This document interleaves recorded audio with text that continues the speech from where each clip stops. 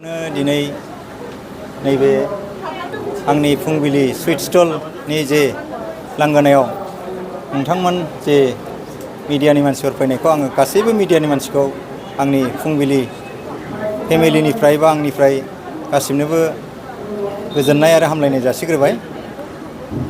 बेखौ आङो सिगांनिफ्रायनो गोसो सिंजों मोनसे साननाय थादोंमोन जे फरायनायखौ मारै गथ'फोरनि फरायनायखौ मारै इनकारेज होनानै मारै गथ'फोरखौ एसे साबसिननिफ्राय साबसिन लांनो हायो आरो जों आवगोलनिफ्रायनो नुबोदों जे चिरां डिस्ट्रिक्टआव जेब्लायबो गाहायाव थायो, बिनि बिथोराव जोंनि काजलगाव हाइ स्कुला जेब्लायबो माने गाहायाव थायो।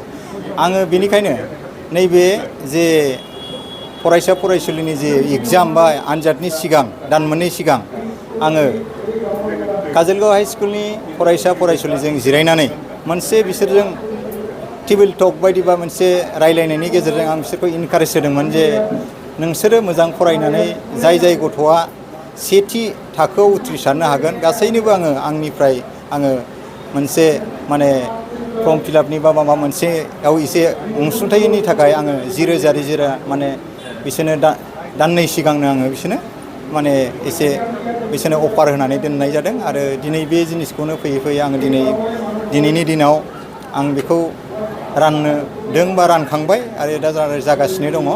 बेनि गेजेराव आङो काजलगावआव गोजौ फरायसालिया सरकारिजों लोगोसे काजलगावआवनो थानाय जे प्राइभेट स्कुल गंनै दङ। मोनसेया जाबाय बिवेकानन्द केन्द्रीय बिद्यालय इंलिश मिडियाम आरो मोनसेया जाबाय Upendra academy Kajalgaon national academy. बेखौ आङो बिसोरनो ओरैबायदि खोथा होदोंमोन जे नोंथांमोननि स्कुलनिफ्राय टप 3 होन्दोंमोन आरोखि। टप 3 आङो 10,000 होनाय जागोन।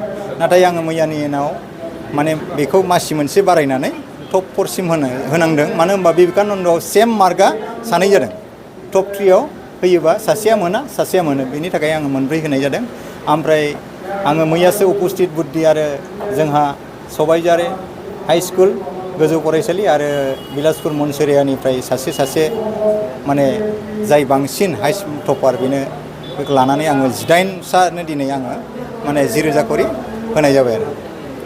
दिनैनि नैबे हाबाफारिखौ मा बोसोन होनो गोसो जादों फरायसा फरायसुलि बिमा बिफा? आं गासैबो फरायसा फरायसुलि दिनैबाव मोनबा स्कुलजों लोगोसे गासै आसाम बा गासै जोंनि बिटिआर बड'लेण्डनि हालामनि गासैबो फरायसा फरायसुलिनो आङो जाय उथ्रिसारदों बिसोरनो गोजोननाय जासिनायजों लोगोसे गासैबो फरायसा फरायसुलिखौ जिहेथु जोङो गोदोनि दिनाव फरायनायनि परिबेस मोनबोआखै, बेखौ जों दिनै अनुभब खालामदों जे लेखा फरायाबा सासे फालांगि जानायावबो नानान गोब्राब माने हेंथा सौफैयो।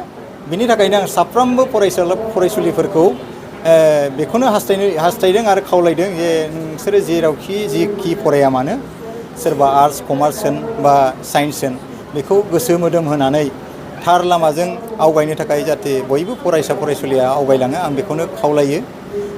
मानो होनबा आङो दिनै आंनो सासे फालांगि दिनै आङो बुंनो थाङोबा नैबे आङो साहा दखान फालांगि आङो 22 बोसोर जाबाय। बिनि सिगां आङो 8 बोसोर आं मालायनि न' माइरं दैबायनानै फालांगि खालामबोदों।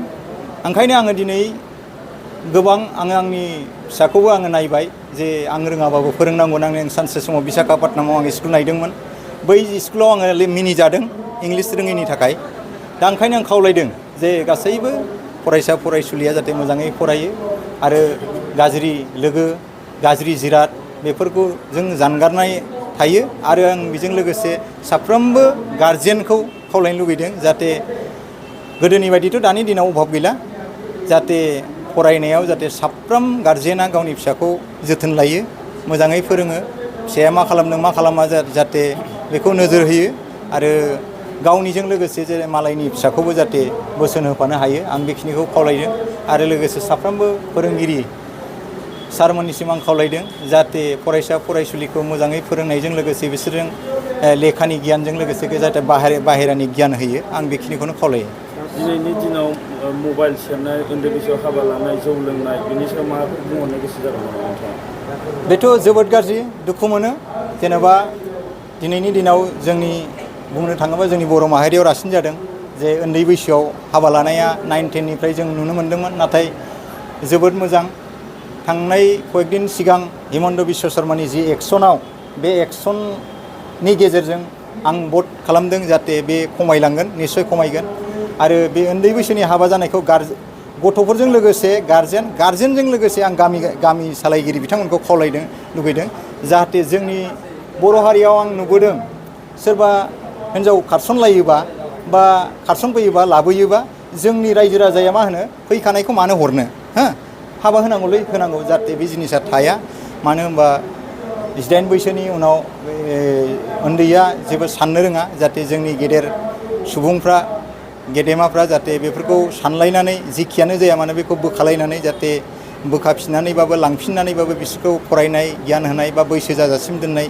बे माबाखौ लायो आं बेखिनिखौनो साफ्रोमखौबो खावलायो आरोखि सासे फरायसाफोरनो बेसेबां खयजन सिनो होनाय जाखो बेयाव आं दिनै 18 सानो 10,000 करि माने मोनसे अनसुंथाइ होनाय जादों सिगां बेबायदि होदों नामा सिगां आं बिदि होआखै नाथाय सोरनिबा एडमिसन सोरबा खावलायफैयोबा सोरनिबा लेखा बायनाय सोरबा एडमिसन बेक्तिगत सोरबा बिफैनायाव आङो बेखौ आगुनिफ्रायनो बानायबोदों बा होबोगासिनो दङ मानो होनबा एसे माने बिदिनो क्रिटिम जाबोनाय नालाय जे एडमिसननि थाखाय मालायनाव फैसा बिनांनाय दा बिनिखायनो आङो जाहाथे